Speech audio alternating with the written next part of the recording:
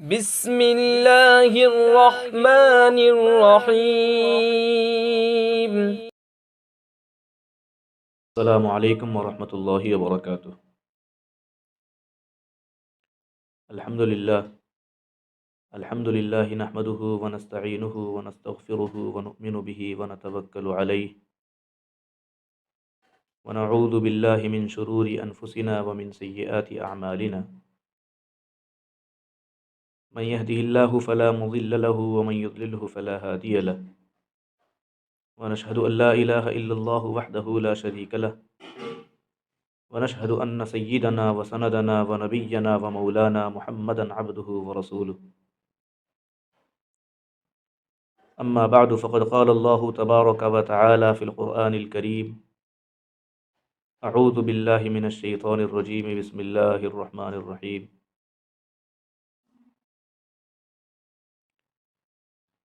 كنتم خير أمة أخرجت للناس تأمرون بالمعروف وتنهون عن المنكر وتؤمنون بالله. صدق الله العظيم. وقال النبي العربي محمد صلى الله عليه وسلم في الحديث: طلب العلم فريضة على كل مسلم، أو كما قال على نبينا عليه الصلاة والتسليم. মোহতারাম হাজিরিন, প্রিয় দর্শক, আজ সারা বিশ্ব এক প্রতিযোগিতার ময়দান হয়ে আছে। বিশ্বের প্রতিটি মানুষ আজ দৌড়াচ্ছে, ছুটছে, এবং যদি জিজ্ঞাসা করা হয় কোনো মানুষকে যে আপনি কোথায় ছুটছেন, কিসের সন্ধানে, কিসের অনুসন্ধানে ছুটছেন, তো আমার মনে হয় পৃথিবীর প্রত্যেক প্রান্ত থেকে একটাই উত্তর আসবে যে আমি সফলতা অর্জনের উদ্দেশ্যে দৌড়াচ্ছি, আমি সফলতার অনুসন্ধানে দৌড়াচ্ছি। কিন্তু সফলতা কি? প্রকৃত সফলতা কাকে বলে? এ বিষয়ে কিন্তু আমার আপনার সহ গোটা বিশ্বের ধারণা এবং ডেফিনেশন প্রত্যেকের কাছে সফলতার আলাদা আলাদা। কেউ ভাবছে আমার সফলতা আমার চাষাবাসের মধ্যে নিহিত, কেউ ভাবছে আমার সফলতা আমার চাকরি বাকরির মধ্যে নিহিত, কেউ ভাবছে আমার সফলতা আমার ব্যবসা বাণিজ্যের মধ্যে নিহিত।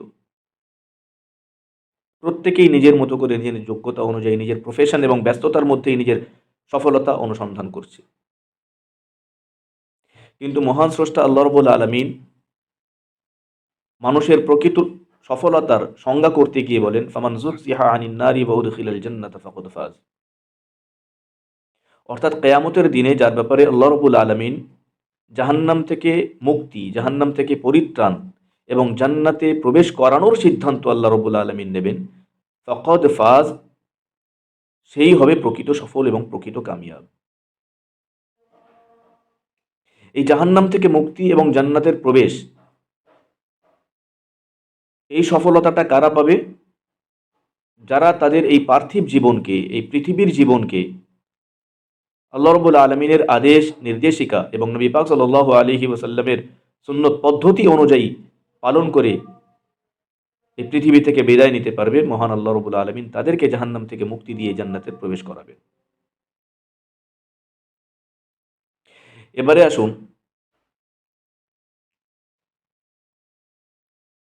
জাহান্নাম থেকে মুক্তি এবং জান্নাতের প্রবেশ পেতে হলে আমাকে কি করতে হবে, আমাকে কিভাবে জীবনযাপন করতে হবে, সে বিষয়ে আল্লাহ রাব্বুল আলামিন কালামে পাকের মধ্যে অন্য এক জায়গায় ইরশাদ করেন, ইন্নাদ-দীনা ইনদাল্লাহিল ইসলাম ওয়া মান ইয়াবতাগি গায়রাল ইসলামি দীনান ফালান ইউকবালা মিন। অর্থাৎ আল্লাহ রাব্বুল আলামিন বলেন, মানব জাতির জীবন পদ্ধতি হিসেবে আল্লাহ রাব্বুল আলামিন ইসলামকে মনোনীত করেছেন, ইসলামী আদেশ ও নির্দেশিকাকে পছন্দ করেছেন। অর্থাৎ যে ব্যক্তি ইসলাম অনুযায়ী জীবনযাপন করে পৃথিবী থেকে বিদায় নিতে পারবে, সে জাহান্নাম থেকে মুক্তি পাবে এবং জান্নাতের প্রবেশ পাবে। আর যে ব্যক্তি ইসলাম ছাড়া অন্য কোনো মত, পথ এবং ধর্ম অবলম্বন করে জীবনযাপন করবে, মহান আল্লাহ রাব্বুল আলামিন বলেন, ফালাই ইউকবালা মিনহু, কিয়ামতের দিনে তার সেই জীবন এর কোনো প্রতিদান আল্লাহ রাব্বুল আলামিনের কাছে নেই। তার থেকে তার সে জীবন গ্রহণ করা হবে না, কবুল করা হবে না। এবারে আসুন আমরা জানি যে ইসলাম কাকে বলে তাহলে। ইসলাম বলা হয় মহান আল্লাহ রাব্বুল আলামিনের আদেশ নবী পাক সাল্লাল্লাহু আলাইহি ওয়াসাল্লামের সুন্নত পদ্ধতি অনুযায়ী পালন করা। অর্থাৎ আল্লাহ রাব্বুল আলামিনের প্রতিটি আদেশকে নবী পাক সাল্লাল্লাহু আলাইহি ওয়াসাল্লামের সুন্নত পদ্ধতি অনুযায়ী পালন করার নাম হলো দ্বীন। একটা উদাহরণ দিলে বুঝতে পারবেন। মহান আল্লাহ রাব্বুল আলামিন কালামে পাকের মধ্যে আদেশ করেন, নির্দেশ করেন, আকিমুস সালাহ, তোমরা নামাজ কায়েম করো, নামাজ প্রতিষ্ঠিত করো, নামাজের প্রতি যত্নবান হও। হাদিসে পাকের মধ্যে আল্লাহ নবী সাল্লাল্লাহু আলাইহি ওয়াসাল্লাম বলেন, সল্লু কামা রাআইতুমুনি উসাল্লি, তোমরা নামাজ এমন ভাবে পড়ো যেমন আমাকে নামাজ পড়তে দেখো। অন্য এক জায়গায় আল্লাহ নবী সাল্লাল্লাহু আলাইহি ওয়াসাল্লাম বলেন, আন তা'বুদাল্লাহা কাআন্নাকা তারাহ ফাইন লাম তাকুন তারাহু ফাইন্নাহু ইয়ারাক, অর্থাৎ তোমরা আল্লাহ পাকের ইবাদত এমন ভাবে করো যেমন নাকি আল্লাহ তোমাকে দেখছেন। আর যদি তোমার ইমানি ক্ষমতা এতটা না থাকে যে তুমি এই ধারণা করতে পারো যে আল্লাহ তোমাকে দেখছেন, তুমি আল্লাহকে দেখছো, তাহলে কমপক্ষে এই ধারণাটুকু করো যে আল্লাহ তোমাকে দেখছেন, এভাবে ইবাদত করো। তাহলে বোঝা গেল এই দুটোর সমষ্টির নাম হলো দ্বীন। আল্লাহ রাব্বুল আলামিনের আদেশ নামাজ প্রতিষ্ঠিত করো, আর নবী পাক সাল্লাল্লাহু আলাইহি ওয়াসাল্লাম যে বলেছেন সল্লু কামা রাআইতুমুনি উসাল্লি, তোমরা নামাজ এমন ভাবে পড়ো যেমন নাকি আমাকে নামাজ পড়তে দেখো, এই দুটোর সমষ্টির নাম হলো দ্বীন। এবং এই দ্বীনের প্রসিদ্ধ 5টি শাখা আছে। খুব ভালো করে বুঝতে হবে যে এই সৃষ্টি জগতের শ্রেষ্ঠ সৃষ্টিজীব মানব জাতির একমাত্র এবং প্রকৃত সফলতা আল্লাহ রাব্বুল আলামিন দ্বীনে ইসলামের পূর্ণ অনুসরণের মধ্যেই নিহিত রেখেছেন। অর্থাৎ ইসলাম ধর্মের পূর্ণ এবং সঠিক অনুসরণ তখনই সম্ভব যখন ইসলামী আদেশ ও নির্দেশিকা সম্পর্কিত শিক্ষা অর্জন করব আমরা। সেজন্যই তো মহানবী সাল্লাল্লাহু আলাইহি ওয়াসাল্লাম হাদিসে পাকের মধ্যে বলেন, তলাবুল ইলমি ফরিদাতুন আলা কুল্লি মুসলিম, অর্থাৎ প্রত্যেক মুসলমান পুরুষ ও মহিলার উপরে নির্বিশেষে দ্বীনের প্রাথমিক এবং মৌলিক শিক্ষা অন্বেষণ করা, অর্জন করা ফরজ। অর্থাৎ দ্বীন সম্পর্কিত এতটুকু শিক্ষা আমাদের প্রত্যেককেই অর্জন করতে হবে, যে শিক্ষার দ্বারা আমি এবং আপনি আমরা আমাদের পূর্ণ জীবনকে ইসলামের আদেশ ও নির্দেশিকা অনুযায়ী পরিচালিত করার পাশাপাশি ইসলামের নিষেধাজ্ঞা থেকেও নিজেদেরকে বিরত রাখতে সক্ষম হব। এই ইসলামের 5টি শাখা আছে প্রসিদ্ধ। প্রথম শাখা হলো ঈমান,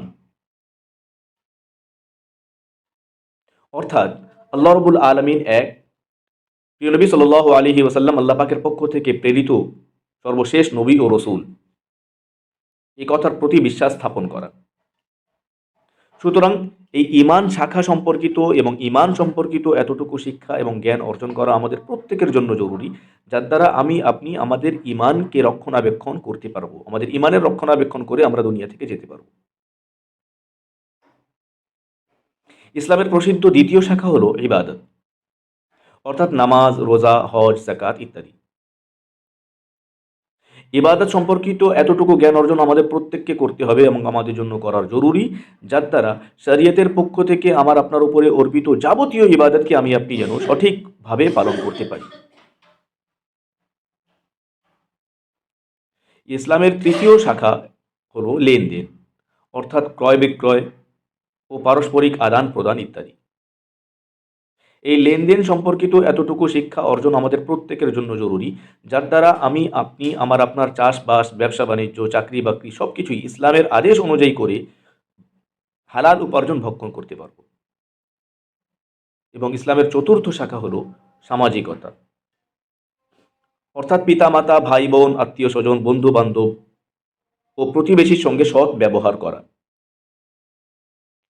সামাজিকতা সম্পর্কিত এতটুকু শিক্ষা আমাকে আপনাকে প্রত্যেকেই অর্জন করতে হবে, আমাদের জন্য জরুরি, যার দ্বারা আমি আপনি আমাদের সামাজিক জীবনকে ইসলামের আদেশ ও নির্দেশ অনুযায়ী পরিচালিত করতে পারি।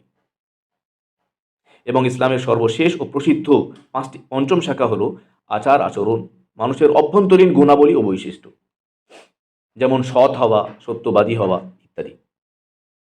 এই নৈতিকতা সম্পর্কিত এতটুকু শিক্ষা এবং জ্ঞান অর্জন করা আমাদের প্রত্যেকের জন্য জরুরি, যার দ্বারা আমরা আমাদের চরিত্রকে উন্নত করে ইসলামী আদর্শে আদর্শিত হয়ে ইসলামের সৌন্দর্য প্রকাশ করতে পারি।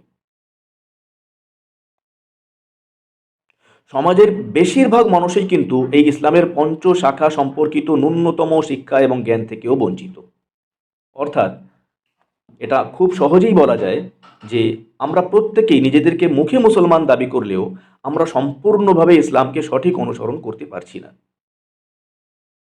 তাই আসুন, দিনিয়াত মুনাজ্জম মক্তব আজ যে সারা বিশ্বে একটা নীরব বিপ্লব সৃষ্টি করেছে এবং আলোড়ন সৃষ্টি করেছে, এই শিক্ষা ব্যবস্থার সঙ্গে সংযুক্ত হয়ে এই দিনের প্রসিদ্ধ 5টি শাখা সম্পর্কিত ন্যূনতম শিক্ষা এবং জ্ঞান আমরা অর্জন করি।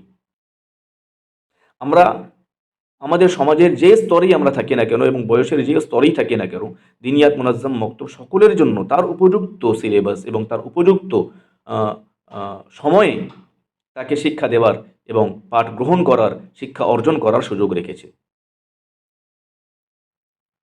আসসালামু আলাইকুম রহমতুল্লাহি ওবরাকাত।